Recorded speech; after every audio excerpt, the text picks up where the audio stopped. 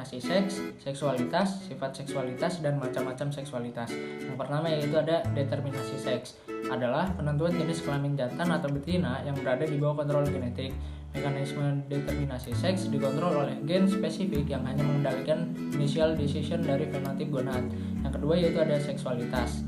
Seksualitas adalah karakteristik yang membedakan antara jantan dan betina. Yang ketiga yaitu ada sifat seksualitas.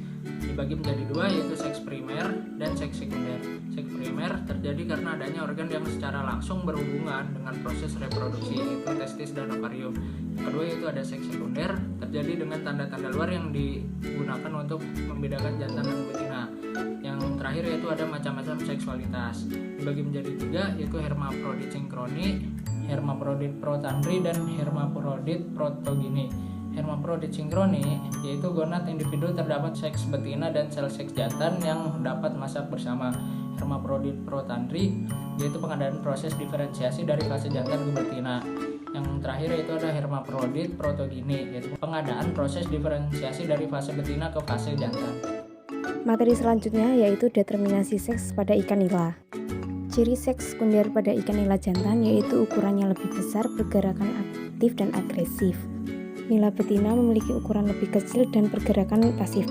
Selanjutnya, ikan nila jantan memiliki dua lubang urogenital di mana depan untuk ekskresi kotoran dan belakang untuk mengeluarkan sperma atau urin.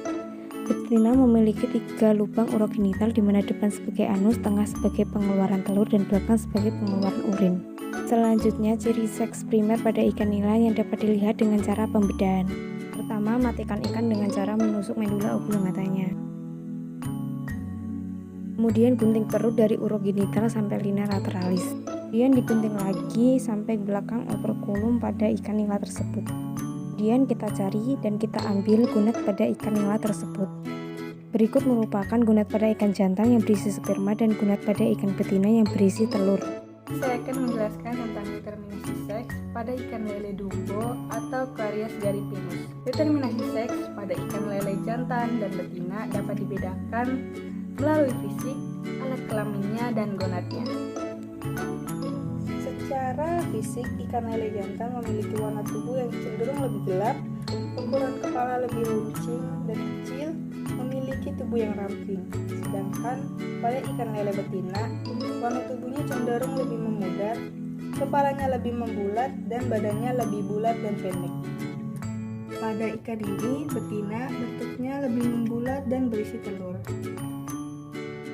Sedangkan gonad pada ikan jantan berwarna putih dan bergerigi. Berikut adalah penampilan gonad pada ikan jantan dan betina ikan lele.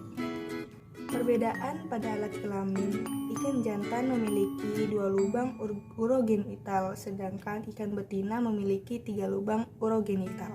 Yang materi determinasi seks pada kepiting bakau atau biasa disebut dengan Scylla. Di sini ada kepiting bakau jantan dan kepiting bakau betina.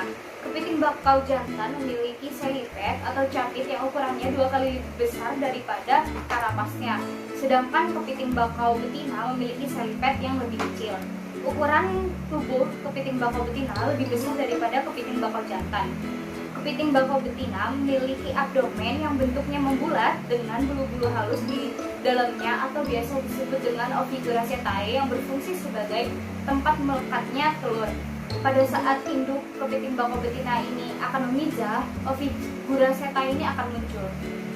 Sedangkan pada kepiting bakau jantan memiliki abdomen yang lebih meruncing seperti bentuk segitiga sama kaki dengan ruas mendatar. Determinasi seksual Loligo sp atau cumi-cumi. Jadi cumi-cumi terdiri atas 2 bagian, yaitu anterior atau bagian bawah yang meliputi mata, kemudian ada mulut, dan juga tentakel. Sementara untuk bagian posterior atau atas meliputi mantel, sirip, organ reproduksi, dan juga organ pencernaan. Jenis kelamin pada cumi-cumi tidak dapat dilihat dari ciri fisik luar. Oleh karena itu, perlu dilakukan pembedahan pada bagian posterior dengan cara menggunting bagian mantel.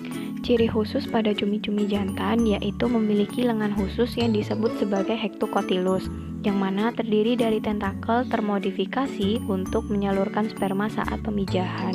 Sementara pada cumi betina ketika matang gonad, apabila bagian posterior dibedah akan terlihat ovarium yang berisi telur. Determinasi seks pada udang faname dapat diketahui pada bagian kaki paling belakang. Apabila terdapat tonjolan atau petasma, maka dapat dipastikan bahwa udang tersebut berkelamin jantan. Petasma pada saat matang gonad akan berwarna putih dan berisi cairan sperma. Udang faname betina tidak terdapat tonjolan pada kaki bagian belakang. Terdapat 2 lubang di antara kaki bagian 4 dan 5 yang pada saat memijah berfungsi sebagai tempat keluarnya telur. Sekretosal adalah suatu teknologi yang mengembalikan arah perkembangan kelamin menjadi berlawanan. Cara ini dilakukan saat ikan belum berdiferensiasi secara jelas menjadi jantan ataupun betina, tanpa merubah genotipnya. Tujuan dari penerapan sekretosal adalah menghasilkan populasi monoseks atau yang berkelamin tunggal. Sekretosal sendiri dibagi menjadi 2, yaitu maskulinasi atau perubahan kelamin ikan menjadi jantan dan feminisasi atau perubahan kelamin ikan menjadi betina. Selanjutnya yaitu ada metode sekretosal, itu dibagi menjadi 3, yaitu ada oral atau pakan, perendaman, dan suntikan atau injeksi. Yang pertama oral atau pakan, yaitu melalui mulut yang dicampurkan pada pangan atau pakan buatan ataupun pakan alami. Yang kedua ada perendaman, yaitu dengan merendam embrio larva atau induk. Nah, di perendaman ini bisa digunakan 2 bahan alami, yaitu ada madu dan susu segar. Dan yang ketiga adalah suntikan atau injeksi. Nah, pada saat ini suntikan atau injeksi ini belum diterapkan kecuali untuk penelitian. Kemudian yaitu tujuan dan manfaat seks reversal. Tujuannya yaitu menghasilkan populasi monoseks atau tunggal kelamin, dan manfaatnya yaitu dapat menghasilkan populasi monoseks atau kelamin tunggal yang secara budidayanya monoseks atau monokultur dapat bermanfaat dalam mempercepat pertumbuhan ikan. Hal ini dikarenakan adanya perbedaan tingkat pertumbuhan antara ikan berjenis jantan dan ikan berjenis betina. Selanjutnya yaitu metode seks reversal yang dilakukan pada larva ikan gupi. Alat dan bahan yang digunakan antara lain madu dan larva ikan gupi. Madu sebelumnya dilarutkan ke dalam air terlebih dahulu. Hal ini dilakukan untuk mencegah terjadinya banyak pergerakan di akuarium saat pelarutan madu. Madu sendiri dipilih karena mampu mengubah estrogen menjadi progesteron, sehingga berpotensi mengubah kelamin menjadi dominan jantan.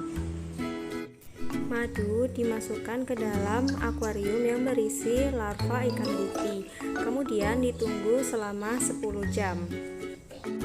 Alur GTA1 diawali dengan adanya stimulasi lingkungan baik fisika, kimia maupun biologi yang ditangkap oleh sistem saraf menuju hipotalamus yang direspon dengan mengeluarkan sel GnRH berupa FHRH untuk merangsang kelenjar pituitari untuk menghasilkan gonadotropin berupa FSH yang merupakan produk GTA1, kemudian masuk ke dalam oosit untuk mempengaruhi sel TK untuk menghasilkan hormon testosteron, lalu dimediasi oleh enzim aromatase di dalam sel granulosa untuk menghasilkan ekstradiol 17 beta, kemudian disintesis di dalam hati untuk menghasilkan vitalogenin atau kelenjar atau bakal kuning telur, kemudian ditangkap oleh reseptor berupa darah, kemudian diserap oleh oosit yang menyebabkan dinding radiata menebal dan juga ekstradiol 17 beta meningkat. Peningkatan ekstradiol ini menyebabkan adanya umpan balik positif berupa LHRH dan juga umpan balik negatif berupa FSHIH.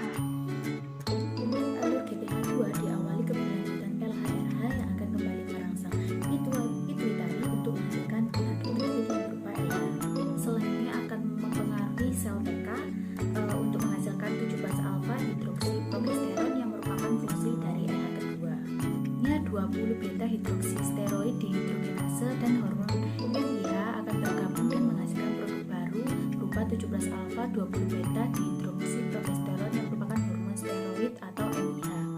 17-alfa 20 beta akan masuk ke oosit dan menyebabkan pergerakan kuning telur. Inti kuning telur akan mengalami pergerakan atau sentral GV atau berada di tengah, yang akan bermigrasi ke periferal, kemudian di mana inti kuning telur akan diikat membran plasma. Peningkatan ini diikuti dengan adanya aktivasi MPF dan menyebabkan GVBD, dan setelah GVBD dilanjutkan ovulasi atau ovoposisi.